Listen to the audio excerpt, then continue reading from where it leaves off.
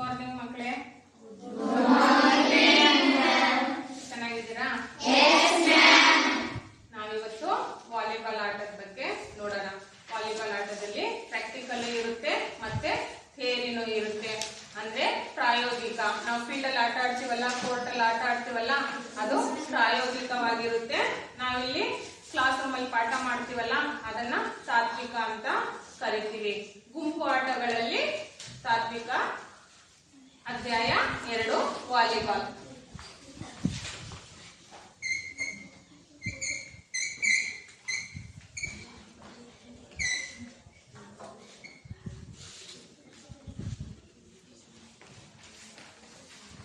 ಯಾವ ವಿಷಯ?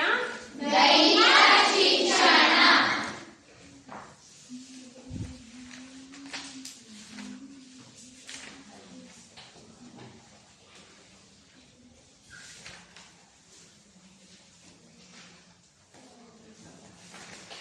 ಯಾವ ವಿಷಯದ ಬಗ್ಗೆ ಪಾಠ ಮಾಡ್ತಾ ಇದ್ದೀವಿ?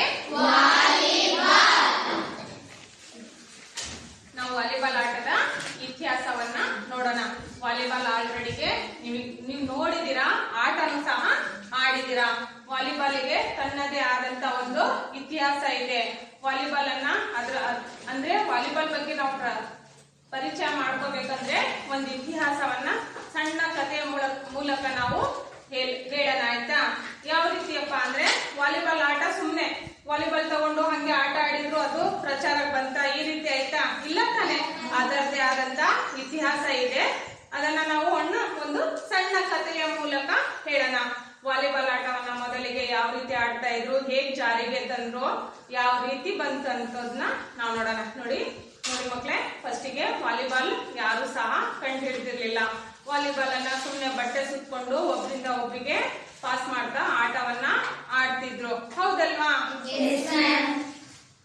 ಒಬ್ರಿಂದ ಒಬ್ರಿಗೆ ಪಾಸ್ ಮಾಡೋದು. ಆ ಕಡೆ ಒಂದ್ ತಂಡ, ಈ ಕಡೆ ಒಂದ್ ತಂಡ ನಿಂತ್ಕೊಂಡ್ಬಿಟ್ಟು ಏನ್ ಮಾಡ್ತಿದ್ರು, ಒಬ್ರಿಂದ ಒಬ್ರು ಅಂದ್ರೆ ಬಟ್ಟೆಯನ್ನ ಸುತ್ಬಿಟ್ಟು ಬಾಲ್ ಆಕಾರದಲ್ಲಿ ಮಾಡ್ಕೊಂಡ್ಬಿಟ್ಟು ಒಬ್ರಿಂದ ಒಬ್ರಿಗೆ ಪಾಸ್. ಅಂದ್ರೆ ಮಧ್ಯದಲ್ಲಿ ಒಂದು ದಾರವನ್ನ, ಗಟ್ಟಿಯಾದ ಒಂದು ದಪ್ಪನಾದ ದಾರವನ್ನ ಕಟ್ಕೊಂಡ್ ಬಿಟ್ಬಿಟ್ಟು ಏನ್ ಮಾಡ್ತಿದ್ರು, ಆಟವನ್ನ ಆಡ್ತಿದ್ರು. ಯಾವ ರೀತಿ ಅಂದ್ರೆ ಒಬ್ರಿಂದ ಒಬ್ರಿಗೆ ಪಾಸ್ ಮಾಡ್ತಾ ಇತ್ತು. ಮಾಡ್ತಾ ಹೀಗೆ ವಾಲಿಬಾಲ್ ಆಟ ಕಂಡು ಹಿಡಿದ್ರು. ಅಂದ್ರೆ ಗಾಳಿಯಲ್ಲಿ ಆ ಕಡೆ ಈ ಕಡೆ ವಾಲ್ತಿತ್ತು ಬಾಲು, ಹೌದು ತಾನೆ?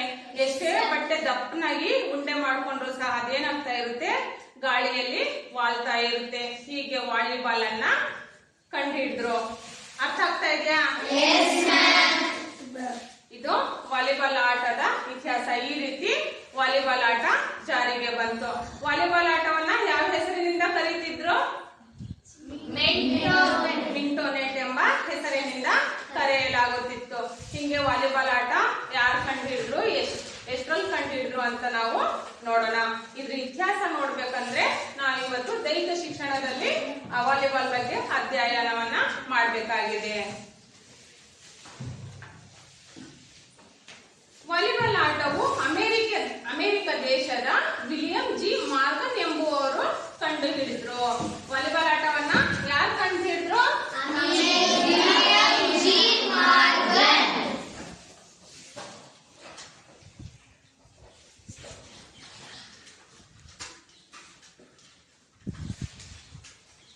ವಿಲಿಯಂ ಜಿ ಮಾರ್ಗನ್ ಎಂಬುವರು ವಾಲಿಬಾಲ್ ಆಟವನ್ನ ಕಂಡು ಹಿಡಿದ್ರು. ಯಾವ ದೇಶದವರು? ಅಮೆರಿಕ ದೇಶದವರು.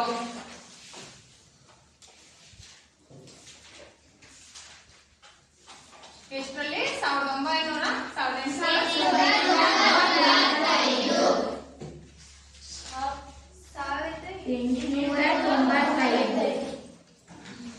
ವಾಲಿಬಾಲ್ ಆಟವನ್ನ ಕಂಡು ಹಿಡಿದವರು ಯಾರು? ಯಾವ ದೇಶದವರು?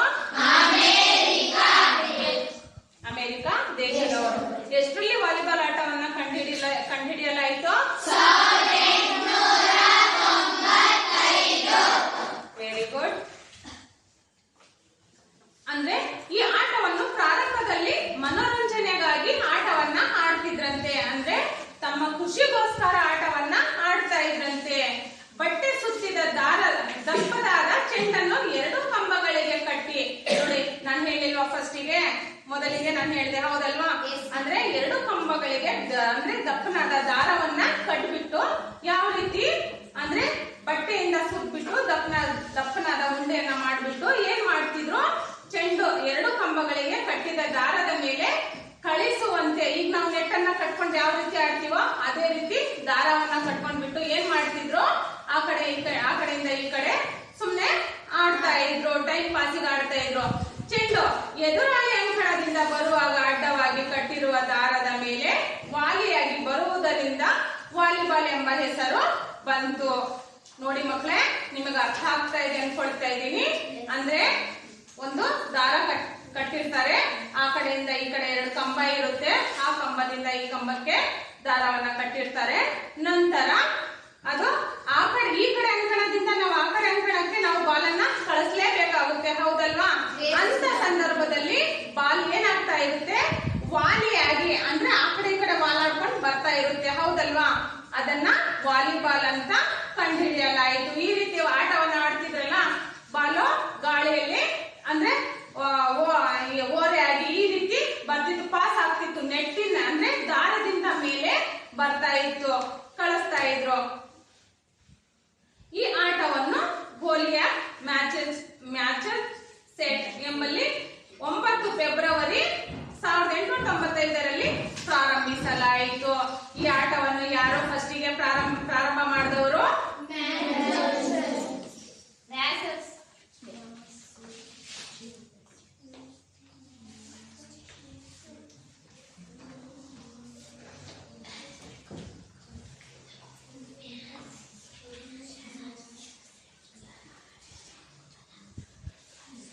ಸರಿನಾ?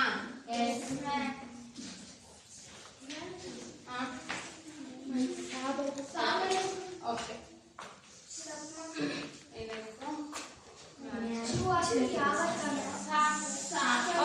ಓಕೆ ಫಸ್ಟ್ ಏನೋ ಓಕೆ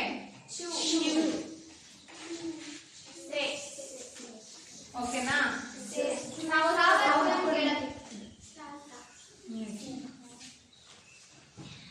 ಗೋಲಿಯಾ ಮ್ಯಾಸಚೂಸೆಟ್ಸ್ ಎಂಬಲ್ಲಿ ಅಂದ್ರೆ ಈ ಪ್ರದೇಶದಲ್ಲಿ, ಹೋಲಿಯಾಕ್ ಎಂಬ ದೇಶದಲ್ಲಿ 9ನೇ ಫೆಬ್ರವರಿ 1895ರಲ್ಲಿ 9ನೇ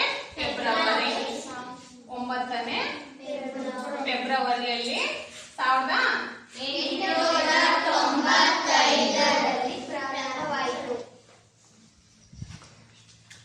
1895ರಲ್ಲಿ ಪ್ರಾರಂಭ ಮಾಡಿದ್ರು. ಈ ಆಟದ ಮೊದಲ ಹೆಸರು ಮಿಂಟೋನೆಟ್. ವಾಲಿಬಾಲ್ ಆಟದ ಮೊದಲ ಹೆಸರೇನು? ಮಿಂಟೋನೆಟ್.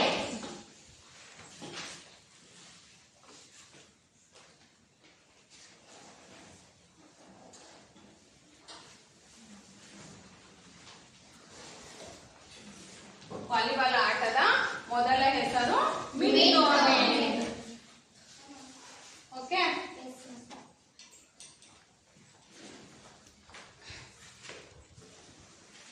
ಈ ಆಟದ ಹೆಸರು ವಾಲಿಬಾಲ್ ಎಂದು 1896ರಲ್ಲಿ ಸ್ಪ್ರಿಂಗ್ ಫೀಲ್ಡ್ ನ ಡಾಕ್ಟರ್ ಹಾಲ್ಸ್ಟ್ರೆಂಡ್ ಅವರು ಬದಲಾಯಿಸಿದರು. ನೋಡಿ ಮಕ್ಕಳೇ, ವಾಲಿಬಾಲ್ ಆಟವನ್ನ ಮೊದಲಿಗೆ ವಿಲಿಯಂ ಜಿ ಮಾರ್ಗನ್ ಎಂಬುವರು ಕಂಡುಹಿಡಿದ್ರು. ಎಷ್ಟರಲ್ಲಿ? 1895ರಲ್ಲಿ. ನಂತರ ಯಾವ ದೇಶದವರು? ಅಮೆರಿಕ ದೇಶದವರು, ಹೌದಲ್ವಾ? ವಿಲಿಯಂ ಜಿ ಮಾರ್ಗನ್ ಅವರು ಅಮೆರಿಕ ದೇಶದವರು. ಎಷ್ಟರಲ್ಲಿ ಕಂಡುಹಿಡಿದ್ರು? 1895ರಲ್ಲಿ. ನಂತರ ಹೋಲಿಯಾಕ್ ಅವರು ಈ ದೇಶದಲ್ಲಿ ಆಟದ ಬಗ್ಗೆ ಬದಲಾವಣೆಯನ್ನ ಮಾಡಿದ್ರು. ನಂತರ ವಾಲಿಬಾಲ್ ಆಟವನ್ನ ಮಿಂಟೋನೆಟ್ ಅಂತ ಕರೆಯಲಾಯಿತು. ಅಷ್ಟೇ ಅಲ್ಲದೆ 1896ರಲ್ಲಿ 1896ರಲ್ಲಿ ಸ್ಪ್ರಿಂಗ್ ಫೀಲ್ಡ್ ಡಾಕ್ಟರ್ ಹಾಲ್ಸ್ಟ್ರೆಂಡ್ ಅವರು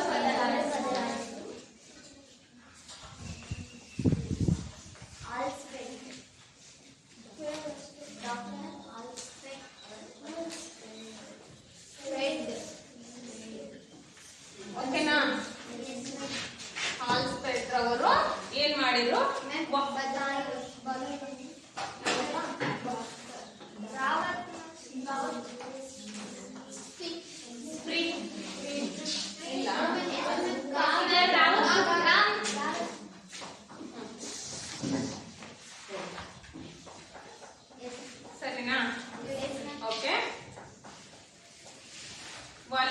ಇದು 1896ರಲ್ಲಿ ಸ್ಪ್ರಿಂಗ್ ಫೀಲ್ಡ್ ನ ಡಾಕ್ಟರ್ ಹಾಲ್ಸ್ಟ್ರೆಡ್ ಅವರು ಬದಲಾಯಿಸಿದರು.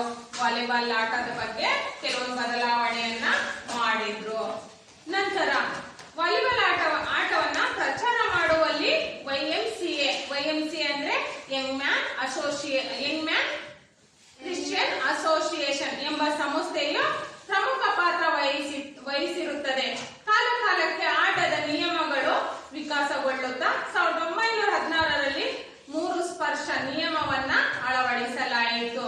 ಪ್ರಥಮ ಮಹಾಯುದ್ಧದ ಸಂದರ್ಭದಲ್ಲಿ ಅಮೆರಿಕದ ಭೂಸೇನಾದಳದ ಸೈನಿಕರು ವಾಲಿಬಾಲ್ ಆಟವನ್ನ ಯುರೋಪ್ ಖಂಡಕ್ಕೆ ಪರಿಚಯಿಸಿದರು.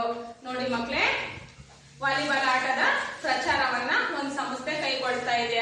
ಅದ್ಯಾವುದು? Young Man Christian Association. ಎಷ್ಟರಲ್ಲಿ?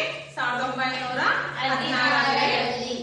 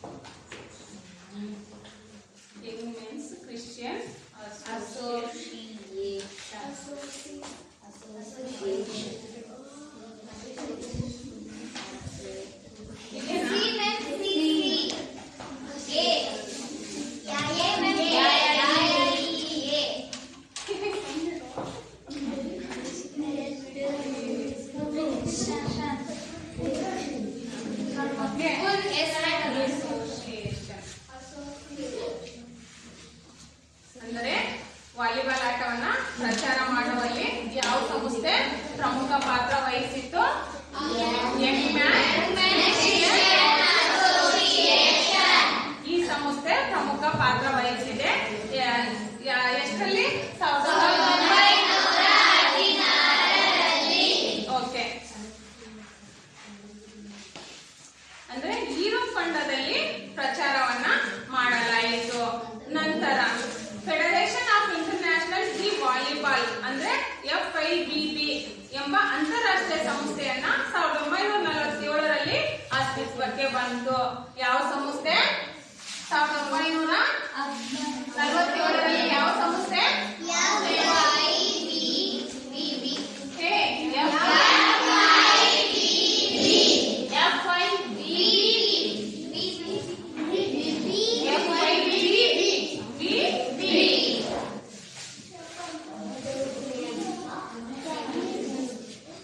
ಅಂದ್ರೆ ಅಂತಾರಾಷ್ಟ್ರೀಯ ಸಂಸ್ಥೆಯನ್ನ 1947ರಲ್ಲಿ ಅಸ್ತಿತ್ವಕ್ಕೆ ತರಲಾಯಿತು.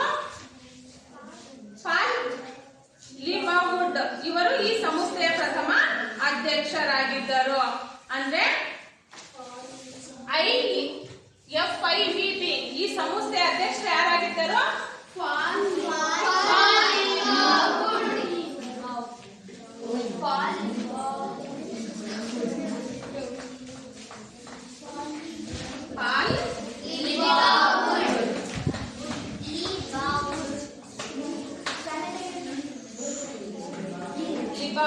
ಓಕೆನಾ?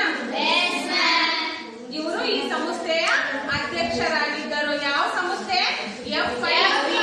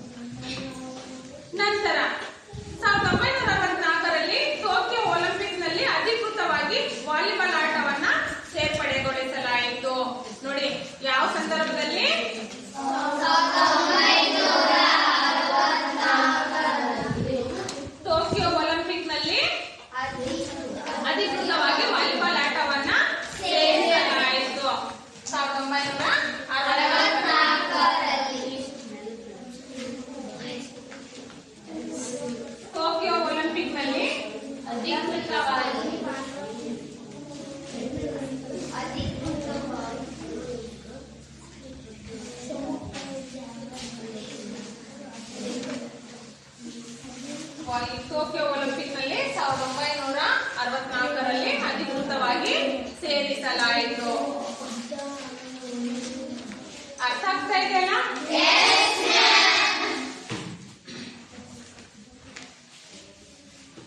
ಇದ್ರಲ್ಲಿ ಏನಾದ್ರೂ ಡೌಟ್ಸ್ ಇದೆಯಾ? ವಾಲಿಬಾಲ್ ಆಟವನ್ನ ಕಂಡುಹಿಡಿದವರು ಯಾರು?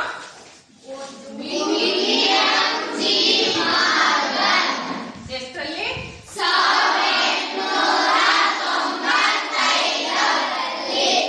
ಓಕೆ. ವಾಲಿಬಾಲ್ ಆಟದ ಮೊದಲ ಹೆಸರೇನು?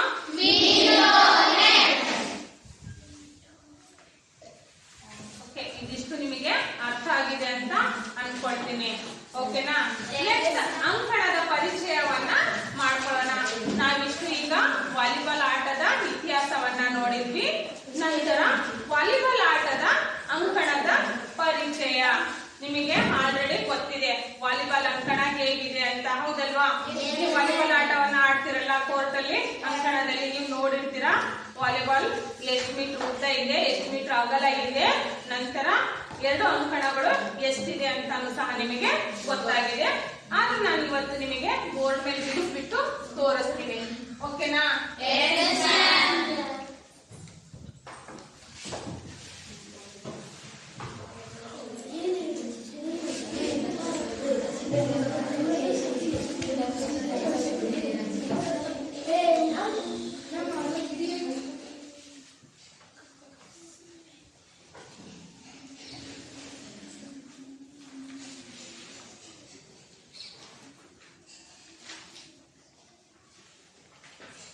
ವಾಲಿಬಾಲ್ ಅಂಕಣ ಎಷ್ಟು ಮೀಟರ್ ಉದ್ದ ಮತ್ತೆ ಎಷ್ಟು ಮೀಟರ್ ಅಗಲ ಇದೆ ಗೊತ್ತಿದೆ ಯಾರಿಗಾದ್ರೂ? 18 ಮೀಟರ್ ಉದ್ದ, 9 ಮೀಟರ್ ಅಗಲ. ನೋಡಿ ಮಕ್ಕಳೇ, ವಾಲಿಬಾಲ್ ಅಂಕಣ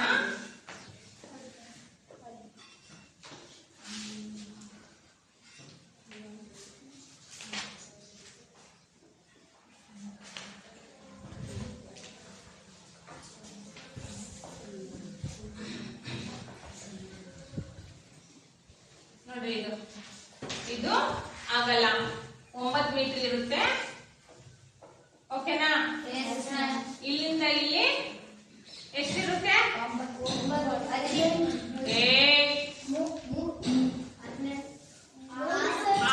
ಇರುತ್ತೆ. ನಂತರ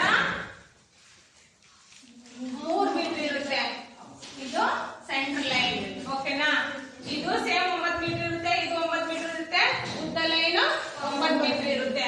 ಓಕೆನಾ? ಅರ್ಥ ಆಗ್ತಾ ಇದೆಯಲ್ಲ? ನಂತರ ಇದು ಸಹ ಇಲ್ಲಿಂದ ಇಲ್ಲಿ ಎಷ್ಟಿರುತ್ತೆ? 3 ಇರುತ್ತೆ, ಏನು ಬದಲಾವಣೆ ಇರಲ್ಲ. ಸೇಮ್ ಕೋರ್ಟ್, ಇಲ್ಲಿ 6 ಮೀಟರ್ ಇರುತ್ತೆ. ಓಕೆ, ಅರ್ಥ ಆಗ್ತಾ ಇದೆಯಲ್ಲ?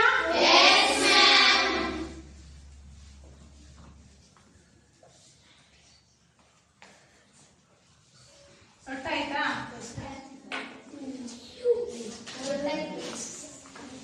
ಹೆಂಗಾಗಿದೆ?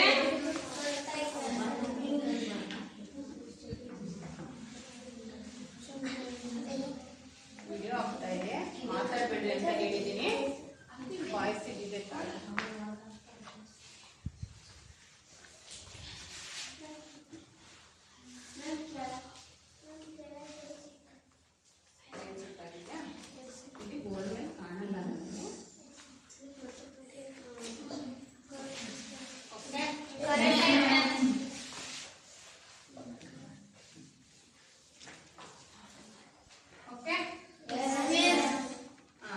ಇದು 3 ಮೀಟರ್ ಇರುತ್ತೆ, ಇದು 6 ಮೀಟರ್ ಇರುತ್ತೆ.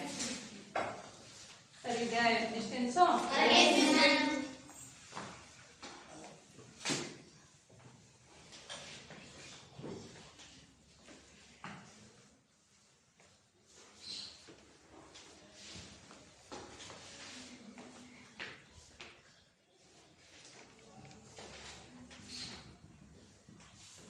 ನೋಡಿ ಮಕ್ಕಳೇ, ಇದು ವಾಲಿಬಾಲ್ ಅಂಕಣ.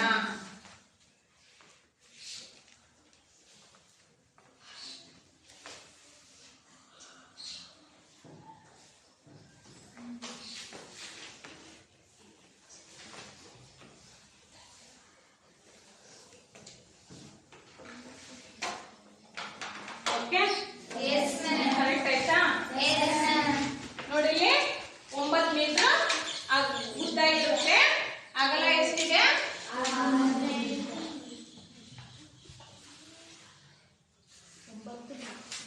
9 ಮೀಟರ್ ಅಗಲ ಇರುತ್ತೆ, 18 ಮೀಟರ್ ಉದ್ದ ಇರುತ್ತೆ. ಇದು ವಾಲಿಬಾಲ್ ಅಂಕಣ. ಇದಕ್ಕೆ ಎಕ್ಸ್ಟೆಂಡ್ ಲೈನ್ಗಳು ಕೂಡ ಇರುತ್ತೆ, ಎಕ್ಸ್ಟೆಂಡ್ ಆಗಿರುತ್ತೆ.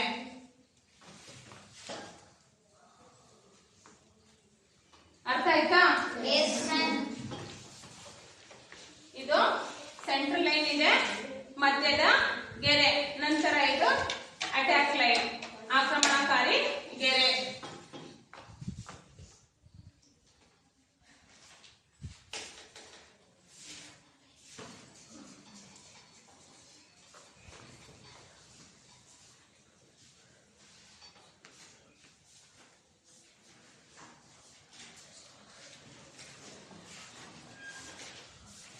ಅರ್ಥ ಆಗ್ತಾ ಇದೆಯಲ್ಲ?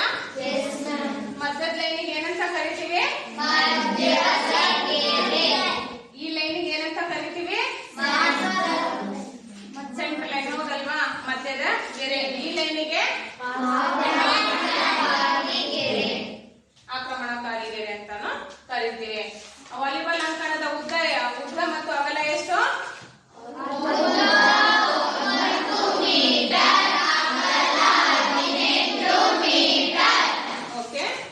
ವಾಲಿಬಾಲ್ ಅಂಕಣದ ಪರಿಚಯ ಆಯ್ತಂತ ಅನ್ಕೊಳ್ತೀನಿ.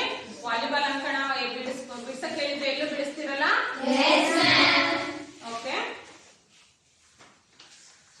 ನಂತರ ಇದು ಎಂಡ್ ಲೈನ್ ಆಗುತ್ತೆ. ಅರ್ಥ ಆಯ್ತಾ? ವಾಲಿಬಾಲ್ ಆಟವನ್ನ 18 ಮೀಟರ್ ಉದ್ದ ಹಾಗೂ 9 ಮೀಟರ್ ಅಗಲದ ಅಂಕಣದಲ್ಲಿ ಆಡಲಾಗುತ್ತದೆ. ಅಂಕಣವನ್ನು 9 × 9 ಮೀಟರ್ 2 ಭಾಗಗಳಾಗಿ ವಿಂಗಡಿಸಲಾಗಿದೆ.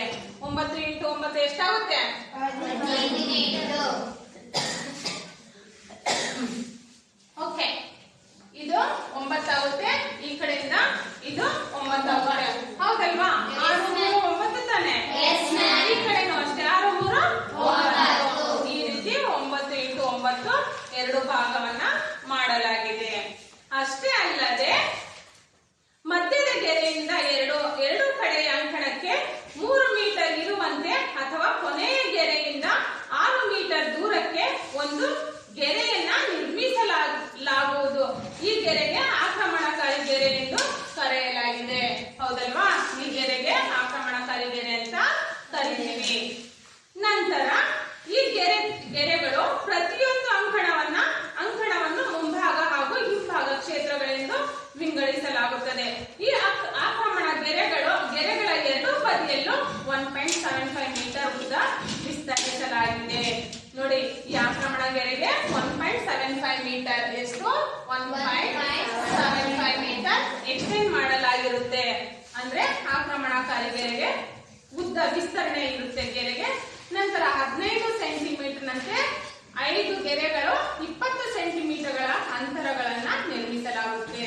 ಅದೇ ಪ್ರಕಾರ 2 ಸೈಡ್ ಲೈನ್ಗಳು 20 ಸೆಂಟಿಮೀಟರ್ ಅಂತರದಲ್ಲಿ 15 ಸೆಂಟಿಮೀಟರ್ನ ರೇಖೆಗಳ ಸಹಾಯದಿಂದ ವಿಸ್ತರಿಸಲಾಗುತ್ತದೆ. ಈ ಕ್ಷೇತ್ರವನ್ನ ಸರ್ವಿಸ್ ಕ್ಷೇತ್ರ ಎಂದು ಕರಿತೀವಿ. ನೋಡಿ, ಎಕ್ಸ್ಟೆಂಡ್ ಮಾಡಿರ್ತಾರೆ ಇಲ್ಲಿ ಸುತ್ತಲೂ. ಈ ಕ್ಷೇತ್ರವನ್ನ ಏನಂತ ಕರಿತೀವಿ? ಸರ್ವಿಸ್ ಕ್ಷೇತ್ರ. ನಾವ್ ಇಲ್ಲಿ ನಿಂತ್ಕೊಂಡ ತಾನೆ ನಾವು ಸರ್ವಿಸ್ ಮಾಡೋದು, ಇಲ್ಲಿಂದಾನೆ ನಾವು ಸರ್ವಿಸ್ ಮಾಡ್ತೀವಿ. ನೋಡಿ, ಇಲ್ಲಿ ಪ್ಲೇಯರ್ಗಳು ಇಲ್ಲಿ ನಿಂತಿರ್ತೀರಾ, 6 ಜನ ಪ್ಲೇಯರ್ಗಳು ನಿಂತಿರ್ತೀನ. ಓಕೆನಾ?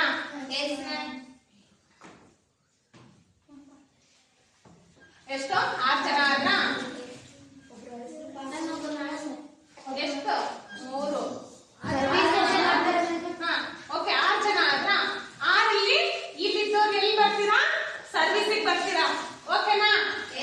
ಸರ್ವಿಸಿಗೆ ಬರ್ತೀರಾ. ಸರ್ವಿಸ್ ಟೈಮ್ ಅಲ್ಲಿ ಇದೇ ರೀತಿ ಒಬ್ರಿಂದ ಒಬ್ರಿಗೆ ಟರ್ನ್ ಆಗ್ತಾ ಬರುತ್ತೆ. ಇದನ್ನ ಸರ್ವಿಸ್ ಕ್ಷೇತ್ರ ಅಂತ ಕರಿತೀವಿ. ಈ ಏರಿಯಾವನ್ನ ಸರ್ವಿಸ್ ಕ್ಷೇತ್ರ ಅಂತ ಕರಿತೀವಿ. ಅಂಕಣದ ಮಧ್ಯದಲ್ಲಿ ಭೂಮಿಯಿಂದ ನೆಟ್ಟಿನ ಎತ್ತರವು, ಅಂದ್ರೆ ನೆಟ್ ಕಟ್ಟಿರ್ತೀವಿ, ಹೌದಲ್ವಾ? ಇಲ್ಲಿ ಸೆಂಟ್ರಲ್ ಲೈನ್ ನೆಟ್ ಕಟ್ಟಿದೀವಿ. ಕೋರ್ಟಲ್ಲಿ ನಿಮಗೆ ಗೊತ್ತಾಗುತ್ತೆ, ಹೌದಲ್ವಾ? ನೆಟ್ಟಿನ ಎತ್ತರ ಅಂದ್ರೆ ಬಾಲಕರಿಗೂ ಬಾಲಕಿಯರಿಗೂ ನೆಟ್ಟಿನ ಹೈಟ್ ಎಷ್ಟಿರ್ಬೇಕಪ್ಪ ಅಂದ್ರೆ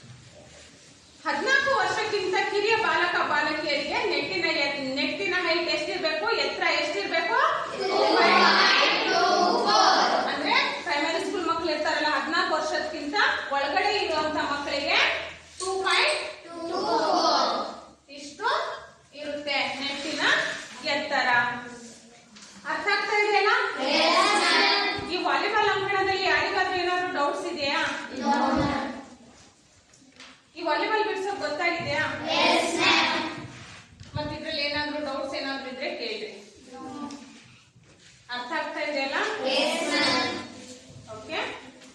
ನಂತರ ವಾಲಿಬಾಲ್ ಆಟದಲ್ಲಿ ನಾವು ಏನೇನು ಉಪಕರಣಗಳನ್ನ ಉಪಯೋಗ ಮಾಡ್ತೀವಿ ಅಂತ. ವಾಲಿಬಾಲ್ ಆಟದಲ್ಲಿ ಉಪಯೋಗಿಸುವಂತ ಉಪಕರಣಗಳು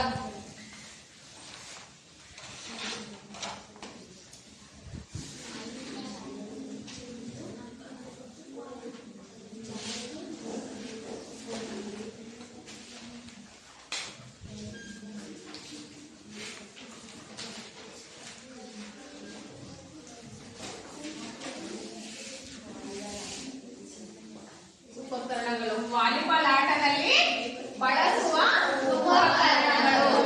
ಫಸ್ಟ್ ಒಂದು ಯಾವುದು? ಚೆಂಡು.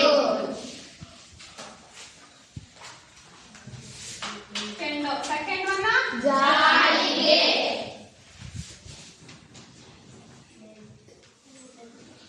ಥರ್ಡ್ ಒನ್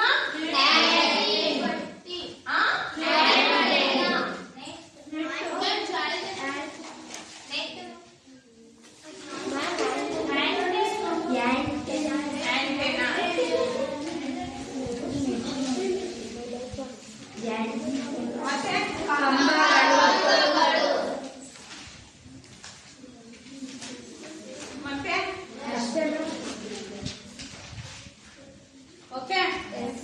ಇವಿಷ್ಟನ್ನು ನಾವು ವಾಲಿಬಾಲ್ ಅಂಕಣದಲ್ಲಿ ಅಂದ್ರೆ ವಾಲಿಬಾಲ್ ಆಟದಲ್ಲಿ ಬಳಸುವ ಉಪಕರಣಗಳು. ಈ ಇಷ್ಟರಲ್ಲಿ ಯಾವ್ದಾದ್ರು ಒಂದಿರ್ಲಿಲ್ಲ ಅಂದ್ರೆ ವಾಲಿಬಾಲ್ ಆಟವನ್ನ ಅಲ್ಲಿ ನಡೆಸಲಿಕ್ಕೆ ಆಗಲ್ಲ. ಓಕೆ. ನಿಮ್ ತಾಲೂಕ್ ಲೆವೆಲ್ ಅಲ್ಲಿ ನಂತರ ವಲಯ ಮಟ್ಟದಲ್ಲಿ ಆಂಟಿನವನ್ನ ಹಾಕಿರಲ್ಲ. ನೋಡಿದೀರಾ ಆಂಟಿನ?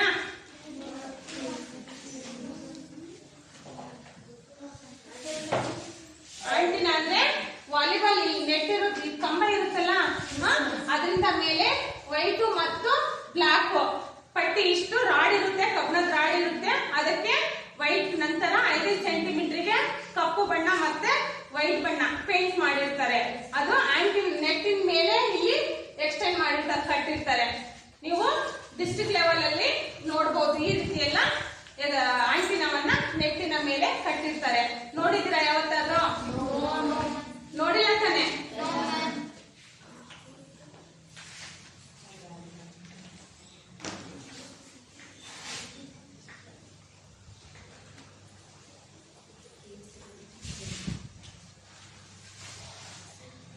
ಓಕೆ. ಚೆಂಡು ಅಂದ್ರೆ ವಾಲಿಬಾಲ್ ಆಟ ಆಡುವಾಗ ಯಾವ ರೀತಿ ಇರ್ಬೇಕು ಚೆಂಡು ಅಂತ ನೋಡಿದಿರಾ? ಯಾವ ರೀತಿ ಇರುತ್ತೆ ವಾಲಿಬಾಲ್ ಚೆಂಡು? ರಫ್ ಆಗಿರುತ್ತಾ ಅಥವಾ ಸ್ಮೂತ್ ಆಗಿರುತ್ತಾ? ಯಾವುದರಲ್ಲಿ ಆಡಿರ್ತಾರೆ? ವಾಲಿಬಾಲ್ ಆಟದಲ್ಲಿ ಮೃದುವಾದ ಚರ್ಮದಿಂದ ಅಥವಾ ಸಿಂಥೆಟಿಕ್ ಚರ್ಮದಿಂದ ತಯಾರಿಸಿದ ಗೋಲಾಕಾರದ ಚೆಂಡುಗಳನ್ನ ಉಪಯೋಗಿಸುತ್ತಾರೆ. ಅರ್ಥ ಆಗ್ತಾ ಇದ್ಯಾ?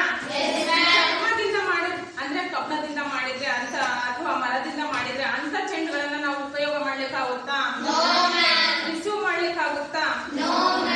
ಹಾಗಾಗಿ ಸ್ಮೂತ್ ಆಗಿರುವಂತ ನಂತರ ಯಾವ್ದ್ರಲ್ಲಿ ಮಾಡಿರ್ತಾರೆ? ಚರ್ಮದಿಂದ ಮಾಡಿರುವಂತ ಬಾಲನ್ನ ಉಪಯೋಗ ಮಾಡಬೇಕಾಗಿದೆ. ಅಂದ್ರೆ ಸಿಂಥೆಟಿಕ್ ಚರ್ಮದಿಂದ ತಯಾರಿಸಿದ ಗೋಲಾಕಾರದ, ಗೋಲ ಅಂದ್ರೆ ಯಾವ್ದು? ನಮ್ಮ ಮ್ಯಾಪ್ ಇರಲ್ವಾ? ಹೇಗಿದೆ? ರೌಂಡ್ ಆಗಿಲ್ವಾ? ಆ ರೀತಿ ಗೋಲಾಕಾರದಲ್ಲಿ ಇರುತ್ತೆ. ಇದರೊಳಗೆ ರಬ್ಬರಿನಿಂದ ತಯಾರಿಸಿದ ಗಾಳಿ ಚೀಲ ಇರುತ್ತದೆ. ಒಳಗಡೆ ಪ್ಲಾಡರ್ ಇರುತ್ತೆ. ಗೊತ್ತಿದೆ ತಾನೇ ಎಲ್ರಿಗೂ? ನೋಡಿದಿರಲ್ಲ? ಅದನ್ನ ಒಳಗಡೆ ಹಾಕಿರ್ತಾರೆ. ನಾವು ಗಾಳಿ ಹೊಡೆದ್ರೆ ಉಟ್ಕೊಳ್ಳುತ್ತೆ. ನೋಡಿದಿರಲ್ಲ ಎಲ್ರು? ಓಕೆ.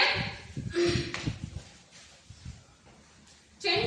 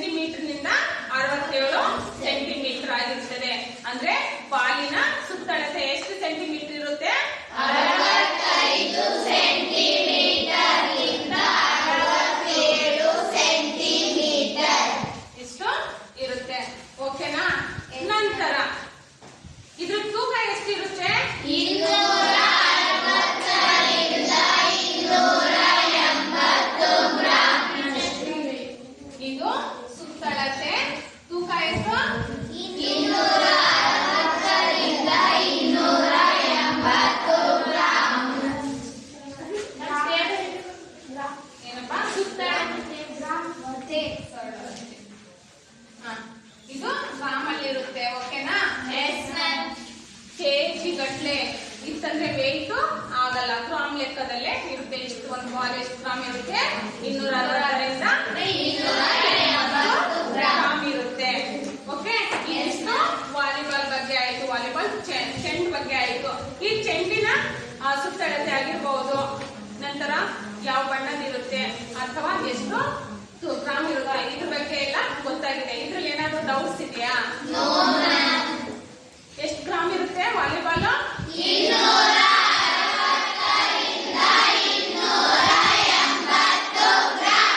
ಓಕೆ, ವಾಲಿಬಾಲ್ ಇಷ್ಟು ಗ್ರಾಮ್ ಅಲ್ಲಿ ಇರುತ್ತೆ. ನಂತರ ವಾಲಿಬಾಲ್ ನ ಸುತ್ತಳತೆ ಎಷ್ಟು?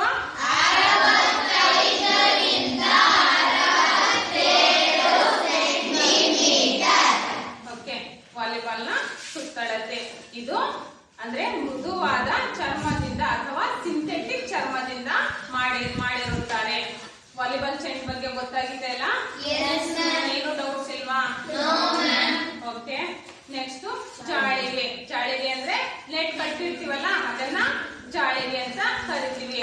ವಾಲಿಬಾಲ್ ಆಟದಲ್ಲಿ ಬಳಸುವ ಜಾಳಿಗೆ 9.5 ಮೀಟರ್ ಉದ್ದ ಇರುತ್ತೆ, ಅಂದ್ರೆ 10 ಮೀಟರ್ ಉದ್ದ ಇರುತ್ತೆ. ನೆಟ್ ಇರುತ್ತೆ ತಾನೆ? ಉದ್ದ ಇರುತ್ತೆ. 9 ಮೀಟರ್ ಉದ್ದ ಇದೆ, ನಮಗ ಉದ್ದ ಇದೆ ಅಂದ್ರೆ ಅಗಲ ಇದೆ ಅಂದ್ರೆ ಅದು ಅಷ್ಟೇ ಇರುತ್ತೆ ತಾನೆ? ಕಂಬಕ್ಕೆ 10 ಮೀಟರ್, ಕಂಬದಿಂದ ಕಂಬಕ್ಕೆ ಫೋಲ್ ಟು ಫೋಲ್ ಎಷ್ಟಿರುತ್ತೆ? 10 ಮೀಟರ್ ಇರುತ್ತೆ. 10 ಮೀಟರ್ ಉದ್ದ ಇರುತ್ತೆ ನೆಟ್ಟು.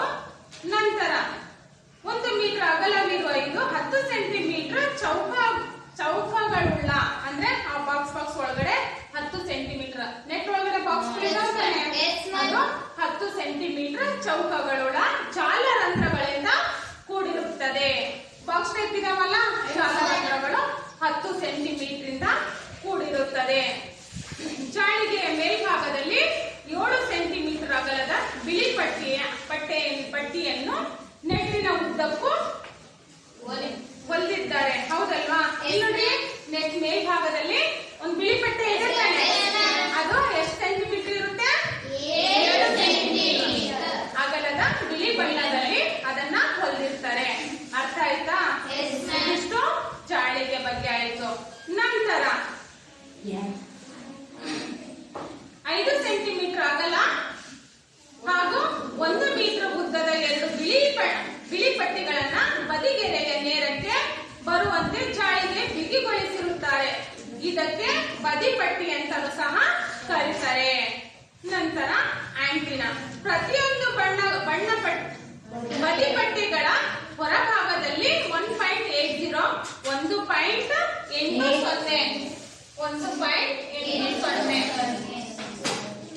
ಅಂದ್ರೆ ಆಂಟಿನದ ಬಗ್ಗೆ ಹೇಳ್ತಾ ಇರೋದು. ಉದ್ದದ ಹಾಗೂ 10 ಸೆಂಟಿಮೀಟರ್ ವ್ಯಾಸದ 2 ಆಂಟಿನಗಳನ್ನ ಬಿಗಿಗೊಳಿಸಿರುತ್ತಾರೆ. ನೋಡ್ರಿ, 10 ಸೆಂಟಿಮೀಟರ್ ಎಷ್ಟಿದೆ ಉದ್ದ? 1.80 ಉದ್ದ ಹಾಗೂ 10 ಸೆಂಟಿಮೀಟರ್ ಮಿಲಿಮೀಟರ್ ವ್ಯಾಸದಿರುತ್ತೆ. ಏನು? ಆಂಟಿನಾವನ್ನ ಎಕ್ಸ್ಟ್ರಾ ಕಟ್ಟಿರ್ತಾರಂತ ಹೇಳಿಲ್ವಾ? ಎಷ್ಟು? 10 ಮಿಲಿಮೀಟರ್ ಇರುತ್ತೆ. ಕಂಬಗಳು. ಜಾಳಿಗೆಯನ್ನು ಧರಿಸುವ ಕಂಬಗಳನ್ನ ಬದಿಗೆರೆಯಿಂದ 0.5 ಮೀಟರ್ ನಿಂದ 1 ಮೀಟರ್ ಹೊರಕ್ಕೆ ನೆಟ್ಟಿರಬೇಕು. ಈಗ ನಾವು ಕೋರ್ಟ್ ಮಾರ್ಕಿಂಗ್ ಮಾಡ್ತಾ ಇದೀವಪ್ಪ ಅಂತಂದ್ರೆ ಇಲ್ಲಿ ಕೋಲನ್ನ ನಾವು ನೆಡಬೇಕಾಗಿದೆ. ಹೌದಲ್ವಾ? ಕೋಲ್ಗಳು ಮಾಡ್ಲೇಬೇಕು ತಾನೆ ನಾವು ಆ ಕಡೆ ಈ ಕಡೆ. ಕೋಲನ್ನ ಮಾಡ್ಬೇಕಂದ್ರೆ ನಾವ್ ಏನ್ ಮಾಡ್ತೀವಿ? 0.5 ಇಷ್ಟು ಮೀಟರ್ ಇಂದ ಬಿಟ್ಬಿಟ್ಟು ನಾವು ಕಂಬ ಇಲ್ಲಿಂದ ಇಷ್ಟು ಬಿಟ್ಟು ಹೊರಗಡೆ ನಾವು ಗುಂಡಿಯನ್ನ ತೋಡಿ ಕಂಬವನ್ನ ನೆಡಬೇಕಾಗಿದೆ. ಅರ್ಥ ಆಗ್ತಾ ಇದೆಯಲ್ಲ?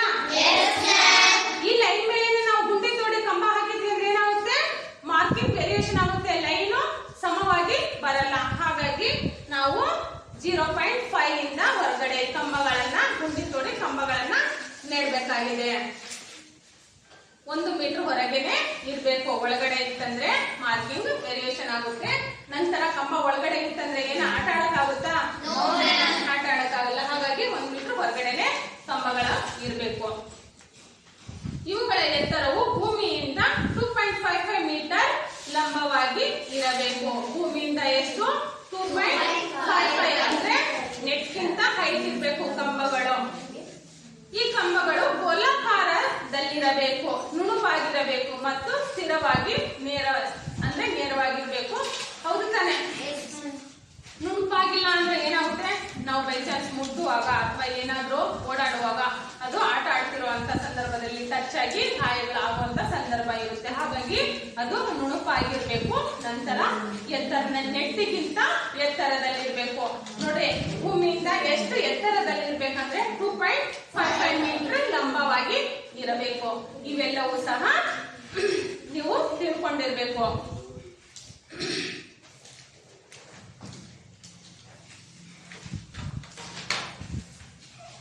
ಇವತ್ತಿನ ಈ ವಾಲಿಬಾಲ್ ಅಧ್ಯಾಯದಲ್ಲಿ ನಿಮಗೆಲ್ಲದನ್ನು ಅರ್ಥ ಆಗಿದೆ ಅನ್ಕೊಳ್ತೀನಿ.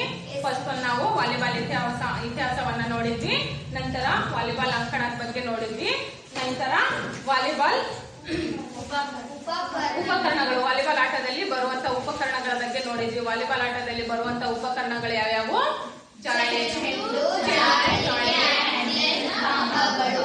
ಇವಿಷ್ಟು ವಿಷಯದ ಬಗ್ಗೆ ನಾವು ಇವತ್ತು ಅಧ್ಯಯನವನ್ನ ಮಾಡಿದ್ವಿ. ಉಳಿದಿರುವಂತ ಭಾಗವನ್ನ ಮುಂದಿನ ತರಗತಿಯಲ್ಲಿ ನೋಡೋಣ. ಧನ್ಯವಾದಗಳು.